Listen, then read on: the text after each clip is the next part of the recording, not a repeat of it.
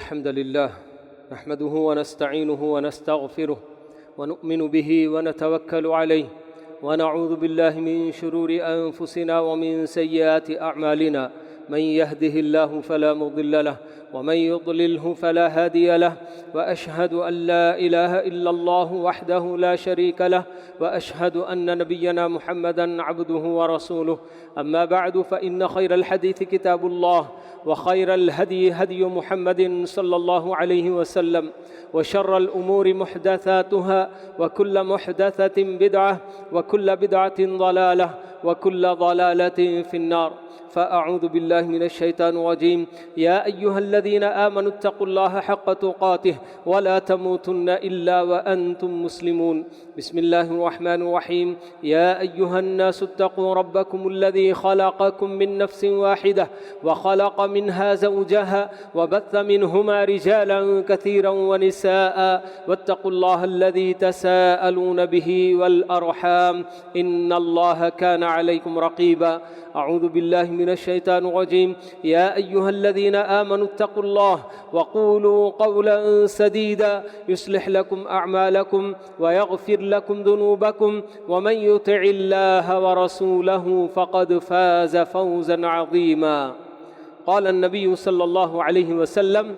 كن في الدنيا كأنك غريب أو عابر سبيل فقال ابن عمر رضي الله عنهما إذا أمسيت فلا تنتظر الصباح وإذا أصبحت فلا تنتظر المساء وخذ لموتك من حياتك ومن صحتك لمرضك. بزرگان محترم اور اسلامی نوجوانوں بھائیوں، جس طرح سے لوہے کو زیادہ دن اگر چھوڑ دیا جائے تو زنگ لگ جاتا ہے اور پھر اس کو کھرچنے کی ضرورت پڑتی ہے، اس کو صاف کرنے کی ضرورت پڑتی ہے، تو بالکل اسی طرح سے ہمارے اپنے دلوں کا حال بھی ہوتا ہے کہ اگر اس دل کا صحیح طریقے سے خیال نہیں کیا گیا اور اس کو ایک لمبی مدت کے لیے ایسے ہی چھوڑ دیا گیا تو اسے بھی زنگ لگ جاتا ہے اور پھر اسے بھی صفائی کی ضرورت پیش آتی ہے. تو اسی لیے پیارے نبی صلی اللہ علیہ وسلم وقتاً فوقتاً اپنے صحابہ کو توجہ دلایا کرتے تھے، آخرت کی یاد دلایا کرتے تھے اور یہ بتایا کرتے تھے کہ اس دنیا میں ہمارا اپنا ٹھکانہ عارضی ہے، کوئی یہاں ہمیشہ کے لیے رہنے نہیں آیا. تو ایسے ہی بہت ساری نصیحتیں پیارے نبی علیہ السلام کی اس ضمن میں ہم کو ملتی ہیں. تو حضرت عبداللہ بن عمر، حضرت عمر بن خطاب کے بیٹے روایت کرتے ہیں کہ اللہ کے نبی صلی اللہ علیہ وسلم نے میرے اپنے کاندھے پکڑے اور فرمایا کہ اے ابن عمر، دنیا میں رہو تو اس طرح رہو گویا کہ تم ایک اجنبی ہو یا ایک مسافر ہو. کن فی الدنیا کأنک غریب او عابر السبیل، کہ دنیا میں زندگی گزارتے ہوئے تمہارا اپنا یہ حال ہونا چاہیے گویا کہ تم کسی اجنبی جگہ میں. کیوں؟ ہم سب اچھی طرح سے جانتے ہیں کہ کوئی بھی آدمی جب سفر کر کے کسی نئی جگہ پر جاتا ہے تو اس نئی جگہ کو اپنا ٹھکانہ نہیں بناتا، بلکہ وہ اپنے مقصد کے لیے، اپنی ضرورت کے لیے گیا ہوا ہوتا ہے. جیسے ہی اس کی اپنی ضرورت پوری ہو جاتی ہے، اس کا کام مکمل ہو جاتا ہے تو وہ اپنے گھر بار کی طرف لوٹنے کی فکر کرتا ہے. تو بالکل اسی طرح سے ہمارا اپنا اس دنیا میں رہنا، یہ ہمیشہ کے لیے اسی دنیا میں رہنے کے لیے ہم کو نہیں پیدا کیا گیا، بلکہ ہماری اپنی اصل منزل، ہمارا اپنا اصل ٹھکانہ چونکہ آخرت ہے، اس لیے اللہ کے نبی صلی اللہ علیہ وسلم یہ نصیحت فرما رہے ہیں کہ کن فی الدنیا کأنک غریب او عابر سبیل، یا پھر ایک مسافر. جس طرح کہ ہم سب اچھی طرح سے جانتے ہیں، دیکھتے ہیں کہ جب بھی ہمیں بھی سفر میں جو نا کبھی نکلنا پڑتا ہے، ٹرین کے سفر میں جاتے ہیں، بس میں جاتے ہیں یا اپنی گاڑیوں میں جاتے ہیں، لیکن جاتے ہوئے آدمی راستے میں کہیں ناشتہ کرنے کے لیے، کھانا کھانے کے لیے، چائے پینے کے لیے، کسی بھی اپنی ضرورت کے لیے اگر رکتا ہے تو تھوڑی دیر کے لیے جتنی اس کی ضرورت کا وقت ہوتا ہے اتنا رکتا ہے، اور جیسے ہی اپنی ضرورت پوری کرتا ہے تو پھر وہاں سے آگے بڑھ جاتا ہے اپنی منزل کی طرف۔ اللہ رب العالمین نے قرآن مجید میں یہ بات بتائی ہے کہ خلق لکم ما فی الارض جمیعا، کہ اللہ تعالیٰ نے اس روئے زمین کی ساری چیزیں ہمارے لیے پیدا کی ہیں۔ دنیا کی ایک ایک چیز جسے ہم دیکھتے ہیں، کتنی ایسی چیزیں جنہیں ہم دیکھتے بھی نہیں ہیں، ہماری اپنی پہنچ سے بہت دور ہوتی ہیں، مگر ہماری اپنی ضرورت اس سے بھی وابستہ ہے، ہماری اپنی ضرورت اس کی بھی ہے۔ تو اللہ تعالیٰ نے ہماری اپنی ضرورت کے لیے دنیا کی ہر چیز بنائی ہے، لیکن اللہ تعالیٰ نے دنیا کے لیے ہمیں نہیں پیدا کیا اور ہمیں نہیں بنایا۔ دنیا کو اللہ تعالیٰ نے ہمارے لیے ضرور بنایا ہے، لیکن ہمیں اس دنیا کے لیے نہیں بنایا۔ اس دنیا میں ہم سب اچھی طرح سے جانتے ہیں کہ خود ہمارا اپنا کتنے ہمارے اپنے بڑے دادا پردادا ایسے کتنے اور خود ہمارے اپنے پاس آگے پیچھے ہم دیکھتے ہی رہتے ہیں کہ خود ہم اپنے ہاتھوں سے کتنے اپنے عزیز و رشتہ دار کو، اپنے دوستوں کو جب ان کا وقت آ جاتا ہے، دنیا سے رخصت ہو جاتے ہیں، تو خود ہم اپنے ہاتھوں سے انہیں اٹھا کر لے جاتے ہیں اور قبر کے حوالے کر کے چلے آتے ہیں۔ ہر انسان کا بالکل یہی انجام ہونا ہے۔ اسی لیے ہمیں اس بات کی تاکید کی گئی، شروع میں اسلام جب نمودار ہوا تھا، اسلام ظاہر ہوا تھا، اس وقت اللہ کے نبی صلی اللہ علیہ وسلم نے قبرستان کی زیارت کرنے سے منع کیا تھا۔ کوئی اور مصلحت تھی اس وقت کہ لوگ نئے اسلام میں داخل ہو رہے ہیں، اور جس بات کو ہم اللہ کے نبی صلی اللہ علیہ وسلم مومنوں کے دلوں میں بٹھانا چاہ رہے تھے، جس کی وجہ سے آپ نے ایک وقت تک کے لیے قبرستان کی زیارت سے منع کر دیا تھا، لیکن بعد میں آپ نے اپنے صحابہ کو خطاب کر کے کہا، فرمایا کہ لوگوں، میں نے تمہیں قبرستان کی زیارت سے منع کیا تھا، لیکن اب یہ بات ہے کہ تم قبروں کی زیارت کیا کرو۔ قبرستان کی، یہ نہیں کہ جیسے ہمارے اپنے پاس مزار، بہت سارے لوگ مزاروں کی زیارت کے لیے جاتے ہیں کہ فلاں شیخ وہاں مدفون ہے، فلاں ولی وہاں مدفون ہے، ان کی زیارت کے لیے جانا، یہ زیارت نہیں میرے بھائیوں۔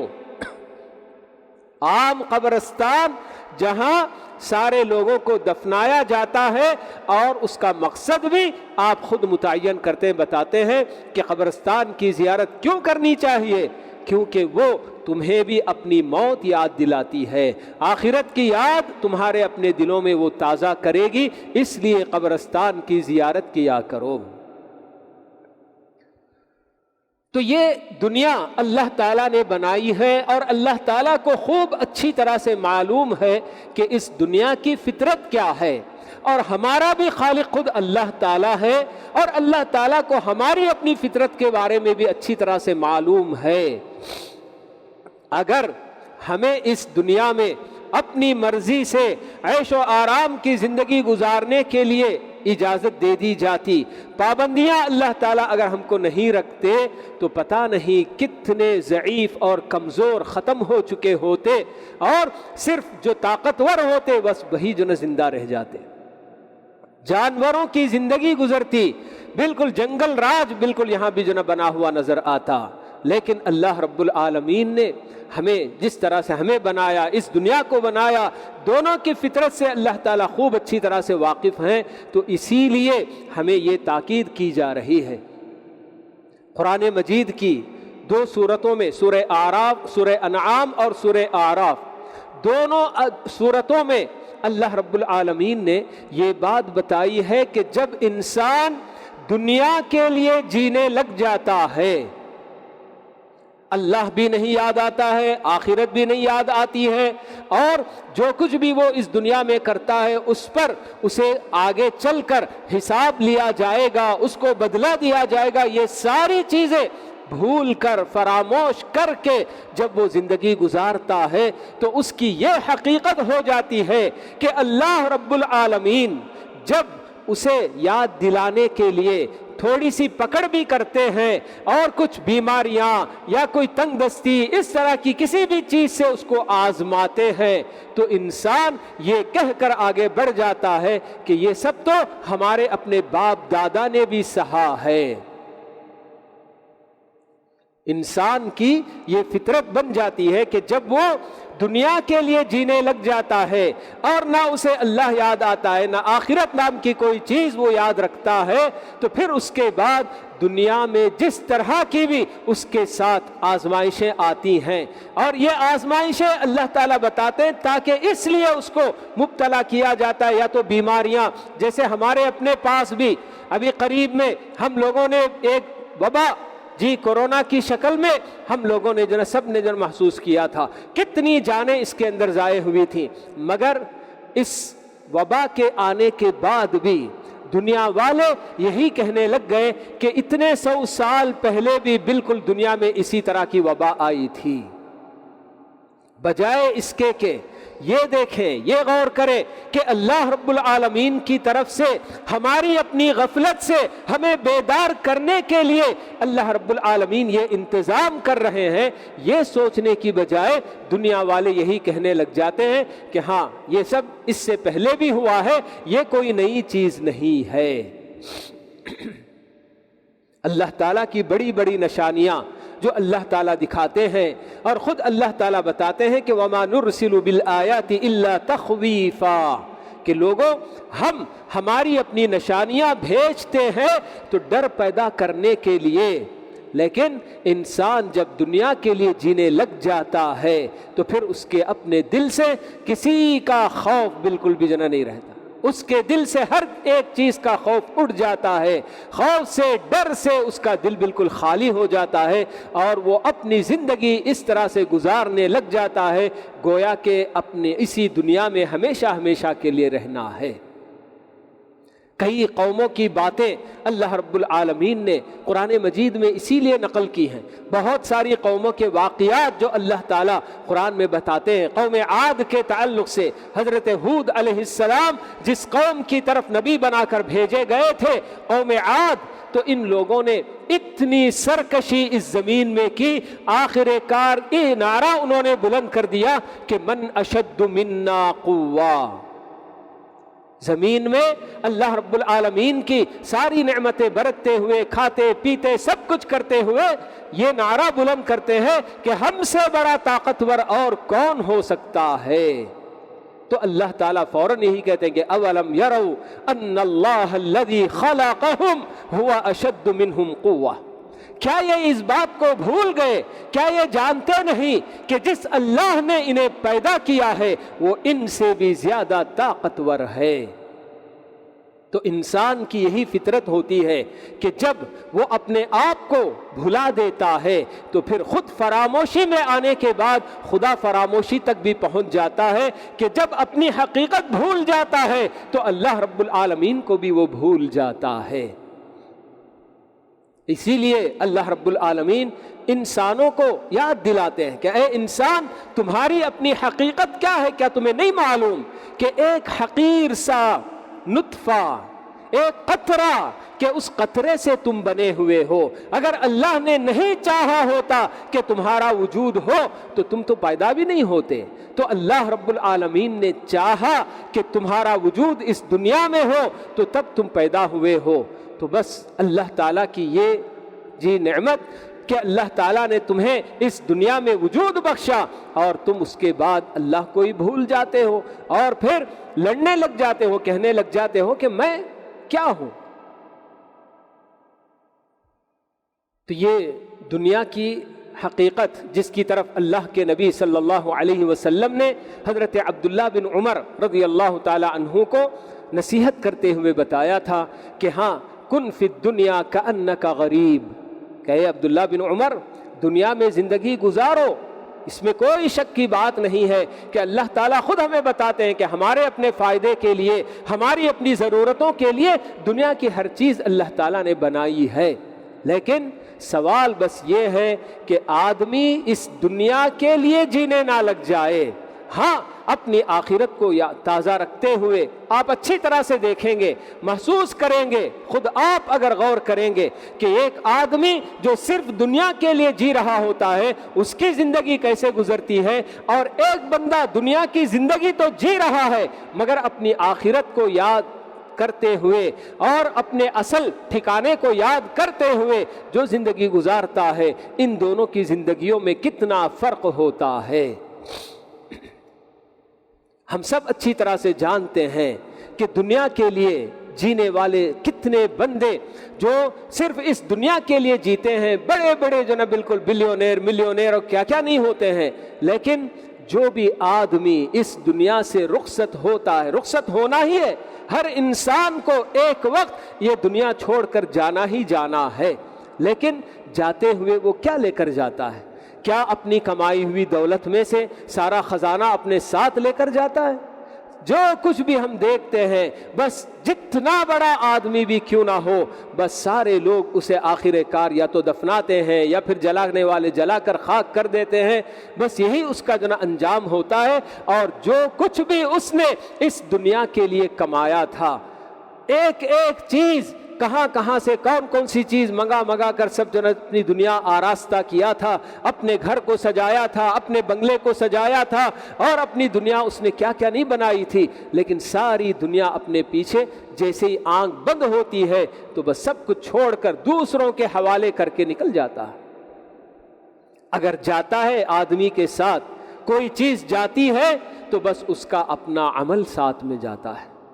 جو بھی اس نے عمل کیا, اچھا عمل کیا, برا عمل کیا, تو بس اس کے اپنے اعمال اس کے ساتھ جایا کرتے ہیں.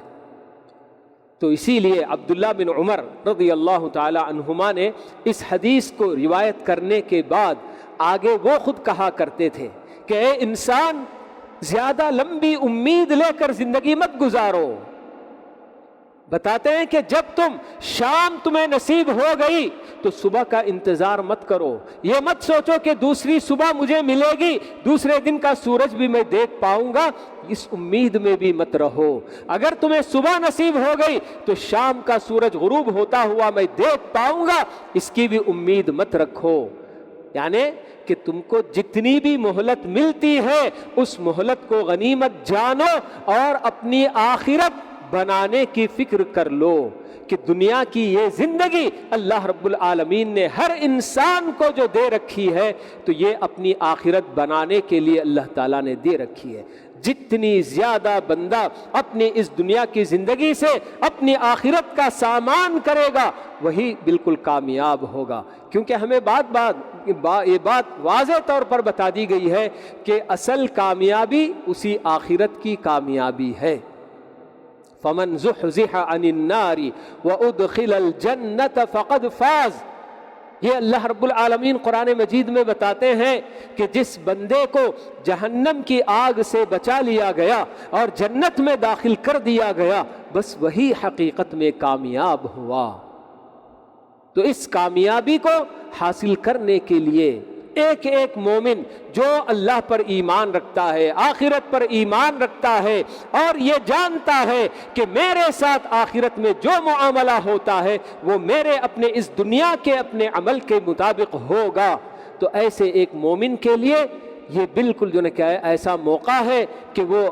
اس دنیا کی زندگی کو غنیمت جان لے. اللہ تعالیٰ نے اس کی زندگی میں جو برکت دے رکھی ہے, جیسے اللہ تعالیٰ زندگی گزارنے کا ہم سے مطالبہ کرتے ہیں اس طرح کی زندگی گزارنے کی کوشش کر لے. اسی لیے آگے عبداللہ بن عمر مزید اسی حدیث کے بعد وہ بیان کرتے ہیں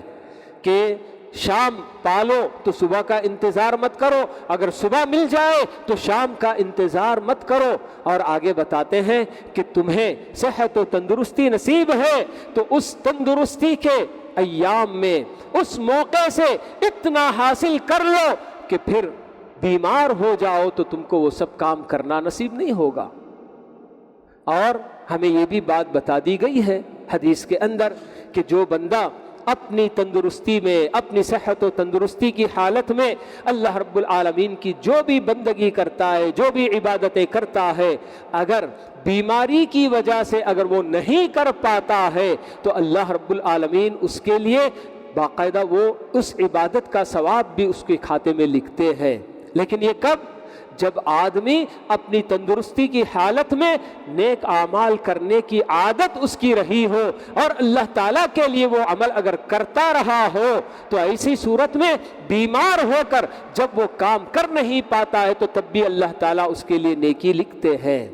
لیکن جو آدمی اپنی تندرستی کی حالت میں اللہ تعالیٰ کو یاد نہیں کرتا، اللہ تعالیٰ کی عبادتیں نہیں کرتا، تو پھر وہ اگر بیمار ہو گیا تو مزید اور اس کے لیے پریشانی بات ہوتی ہے۔ اور وہیں یہ بھی بتاتے ہیں حضرت عبداللہ بن عمر کہ تم اپنی زندگی کے اندر اپنی موت کے بعد کی زندگی کے لیے فائدہ اٹھا لو۔ جی تو یہ سب اللہ تعالیٰ کی طرف سے ہمیں ملی ہوئی نعمتیں ہیں، زندگی کی نعمت بھی ہے اور تندرستی کی نعمت بھی ہم کو حاصل ہے، اور اسی طرح سے فرصت کے اوقات بھی ہم کو ملے ہوئے ہیں۔ تو ان سب سے ہمیں فائدہ اٹھانے کی ضرورت ہے۔ جی کیا پیاری نصیحت اللہ کے نبی صلی اللہ علیہ وسلم کی ہے کہ اس دنیا میں ہماری اپنی زندگی کیسے ہونی چاہیے۔ لیکن آج جس طرح سے بھی ہم اپنے معاشرے کا اگر جائزہ لے کر دیکھتے ہیں کہ کتنے لوگ بالکل اس طرح سے دنیا کی یہ زندگی گزارتے ہوئے نظر آ رہے ہیں، گویا انہیں یہ بتا دیا گیا ہے کہ آپ کو ہمیشہ اسی دنیا میں رہنا ہے۔ بڑی غفلت کی زندگی ہماری اپنی گزر رہی ہے۔ تو ایسے میں جیسے کہ میں نے شروع میں بات بتائی کہ ہمارے اپنے لیے بار بار غفلت سے بیدار کرنے کی باتیں بھی ہم کو سنتے رہنا چاہیے۔ تو اسی لیے اللہ تعالیٰ قرآن مجید میں آخرت کا جو تذکرہ ہر صفحے میں تقریباً جو قرآن مجید کے جو کرتے ہیں، اس کی وجہ یہی ہے کہ بندہ، ہم بڑے افسوس کے ساتھ کہنا پڑتا ہے کہ اللہ کا یہ کلام جو ہمارے اپنے لیے اللہ تعالیٰ نے اتارا ہے، مگر ہم صرف برکت کے لیے اسے پڑھ تو لیتے ہیں، مگر اس کا معنی مطلب وغیرہ سمجھنے کی ہم پوری ذرا بھی کوشش بالکل جو نہیں کر پاتے ہیں۔ تو یہ انتہائی ہماری اپنی جو افسوسناک صورتحال ہے کہ کروڑوں مسلمان ایسے کہ جن کے پاس قرآن مجید ہوتا ہے، جس کے بارے میں وہ اچھی طرح سے جانتے ہیں کہ یہ ہمارے اپنے رب کا کلام ہے اور ہمارے اپنے لیے اتارا گیا ہے اور اس کے مطابق ہمیں زندگی گزارنے کا حکم دیا گیا ہے، مگر ہم اپنی دنیا میں اتنے مگن ہو جاتے ہیں کہ ہمیں اللہ کے اس کلام میں اللہ تعالی ہم سے کیا بتا رہا ہے، ہم سے کیا مطالبہ ہو رہا ہے، یہ سب ہم جاننے کی کوشش بھی نہیں کر پاتے۔ ہاں واعظ و نصیحت کی باتیں جیسے جمعہ میں بھی ہم دیکھتے یہی ہیں کہ آنے والے ماشاءاللہ سے نماز کا انتظار کرتے رہتے ہیں کہ خطبہ وغیرہ بھی ابھی چلتا رہتا ہے، نماز جب شروع ہوگی تب ہم پہنچ جائیں گے، 2 رکعت نماز پڑھ کے ہماری اپنی جمعہ کی نماز ہم ختم کر لیں گے۔ جمعہ کے دن کم سے کم واعظ و نصیحت کی یہ باتیں ہوتی ہیں تو اس میں بھی حاضر ہو کر کچھ سننا نہیں چاہتے ہیں۔ تو اپنی جگہ پر مختلف قسم کے دینی پروگرام، جمعہ کے بیانات، یہ سب سننے والے سنتے تو ہیں، لیکن صحیح معنوں میں اللہ تعالیٰ کے اس کلام کو انفرادی طور پر میں اپنی جگہ پر بیٹھ کر ذرا سا پڑھوں، 2-4 آیتیں پڑھوں اور پھر اس کے اندر غور کروں، تدبر کروں، یہ جو مجھ سے مطلوب ہے۔ اللہ تعالیٰ نے ہمیں جا بجا یہ بتایا ہے کہ قرآن مجید کی آیتوں میں کیا تم تدبر نہیں کرتے، غور نہیں کرتے؟ غور کریں گے تو اس کی بات ہی اور ہوتی ہے۔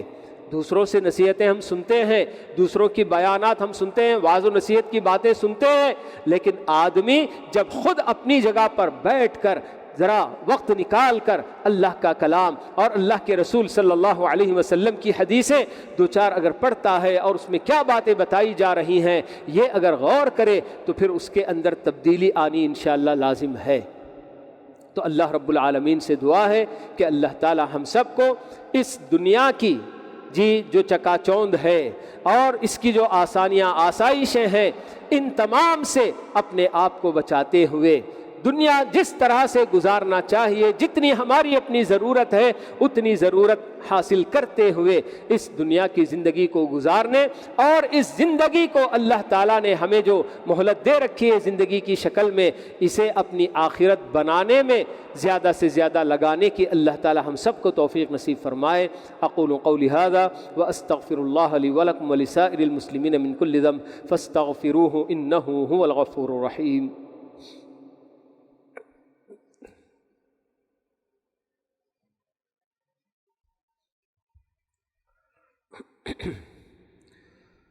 الحمد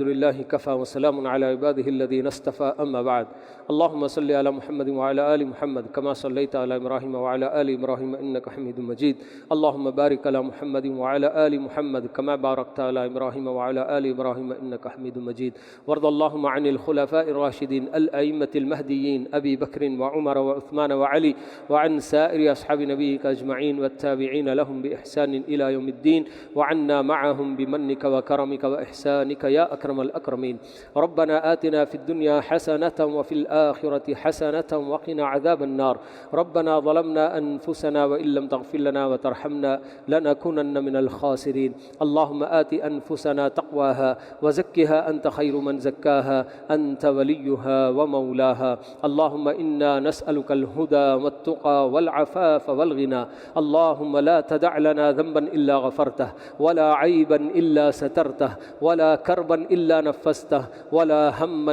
إلا فرجته ولا ميتا إلا رحمته ولا مريضا إلا شفيته ولا دينا إلا قضيته ولا مبتلا إلا عافيته ولا ضالا إلا هديته ولا حاجة من حوائج الدنيا والآخرة هي لك رضا ولنا فيها صلاح إلا أعنتنا على قضائها ويسرتها لنا برحمتك يا أرحم الراحمين اللهم إنا نسألك رضوانك والجنة وما قرب إليها من قول وعمل ونعوذ بك اللهم من سخطك والنار وما قرب إليها من قول وعمل سبحان ربك رب العزة عما يصفون وسلام على المرسلين والحمد لله رب العالمين۔